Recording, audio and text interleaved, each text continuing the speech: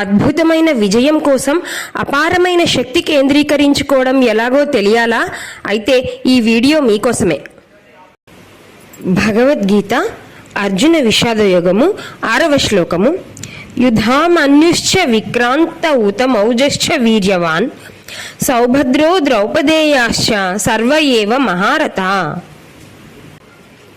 పరాక్రమశాలి యుధామన్యుడు, వీర్యవంతుడైన ఉత్తమౌజుడు, సుభద్ర కుమారుడు అభిమన్యుడు, ద్రౌపది కుమారులైన మహారథులెందరో పాండవుల వైపు ఉన్నారు అని దీని సారాంశం. ఈ శ్లోకం మనకు అందించే జీవిత పాఠాన్ని తెలుసుకుందాం. మొదట గుర్తించడం మరియు గుర్తించబడడం యొక్క ప్రాముఖ్యత ఏంటో చూద్దాం. మన చుట్టూ ఉన్న వ్యక్తుల యొక్క ప్రత్యేక నైపుణ్యాలను మరియు సామర్థ్యాలను గుర్తించి మనం గౌరవించాలి. అలాగే మనలోని ప్రత్యేకమైన అంశాలను మనం అభివృద్ధి చేసుకొనడం ద్వారా ఇతరులచే గుర్తించబడతాం. అలాగే ఒక బలమైన బృందం యొక్క విలువ వెలకట్టలేనిది.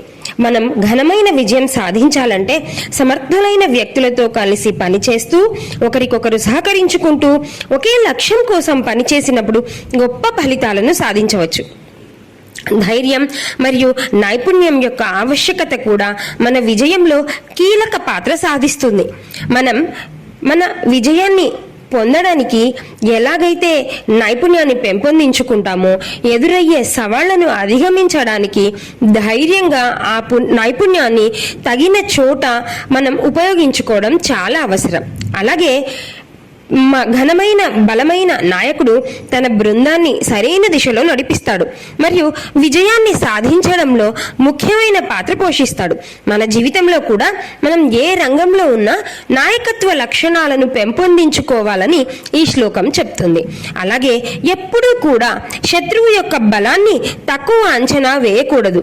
అప్పుడే మనం వాటిని ఎదుర్కొనడానికి సరైన వ్యూహాలను రూపొందించగలము అని ఈ శ్లోకం మనకి ఘంటాపథంగా తెలియజేస్తుంది.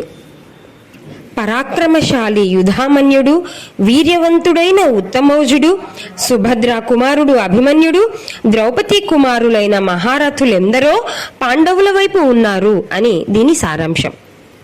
ఆధ్యాత్మికంగా ఈ శ్లోకం మనలో ఉన్న వివిధ శక్తులు మరియు సామర్థ్యాలను సూచిస్తుంది.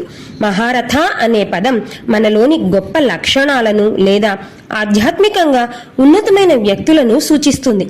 మన జీవిత ప్రయాణంలో మనకు అనేక అంతర్గత మరియు బాహ్య శక్తులు తోడుంటాయి.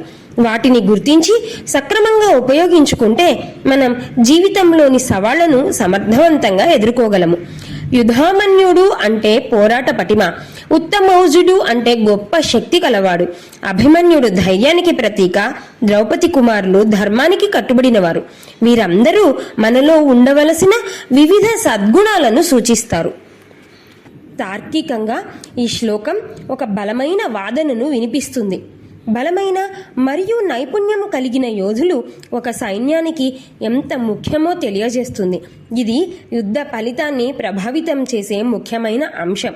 అంటే జీవితంలో మనకు ఉపయోగపడే మన విజయాన్ని మనం చేరుకోవడానికి మనకు ఎంత నైపుణ్యం ఉండాలి అన్నది ఇది సూచిస్తుంది. ఈ శ్లోకాన్ని ఒక చిన్న కథ ద్వారా అర్థం చేసుకుందాం. శ్రీనివాస్ అనే ఒక సాధారణ ఉద్యోగి ఒక కంపెనీలో అకౌంటెంట్గా ఉండేవాడు. ప్రతిరోజు ఆఫీసుకు వెళ్ళడం, లెక్కలు చూడడం, ఇంటికి రావడం ఇది అతని దినచర్య. అతని పక్క సీటులో రాము చాలా ఉత్సాహంగా ఉంటూ ఎప్పుడూ కొత్త విషయాలు నేర్చుకోవడానికి ప్రయత్నిస్తూ తన పనిని మరింత మెరుగుపరుచుకునేవాడు. ఒకసారి కంపెనీ ఒక కొత్త సాఫ్ట్వేర్ని ప్రవేశపెట్టి చాలామంది ఉద్యోగులు ఆ టెక్నాలజీని నేర్చుకోవాలని చెప్పారు. అప్పుడు శ్రీనివాస్ అండ్ మిగిలిన చాలామంది ఉద్యోగులు ఇబ్బంది పడ్డా రాము మాత్రం వెంటనే ఆ సాఫ్ట్వేర్ని నేర్చుకుని తన స్కిల్ని, నైపుణ్యాన్ని ఆఫీస్కి ఉపయోగపడేలాగా చేశాడు.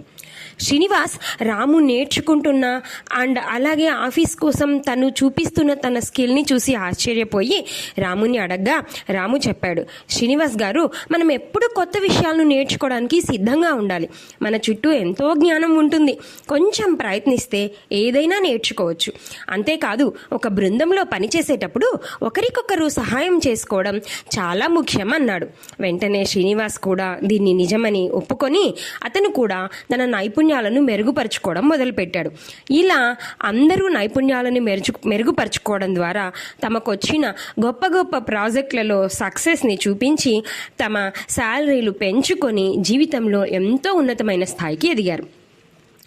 దీని ద్వారా మనం తెలుసుకోవాల్సిన విషయం ఏమంటే, ఎల్లప్పుడూ నేర్చుకోవడానికి సిద్ధంగా ఉంటూ మన మెయిన్ స్ట్రీమ్కి ఈ స్కిల్స్ ఎలా ఉపయోగపడతాయో అలా ఉపయోగపడేలా చేసుకోవడం, అలాగే మన చుట్టూ ఉన్న వాళ్ళ సహాయం తీసుకోవడం, అంటే సమిష్టి కృషి విజయాన్ని అందిస్తుంది అని నమ్మడం ఎంతో ముఖ్యం. నేను నా బృందంతో కలిసి నా ధర్మాన్ని నిబద్ధతతో నిర్వర్తిస్తున్నాను. I fulfill my purpose with courage and unity, standing by dharma with my team.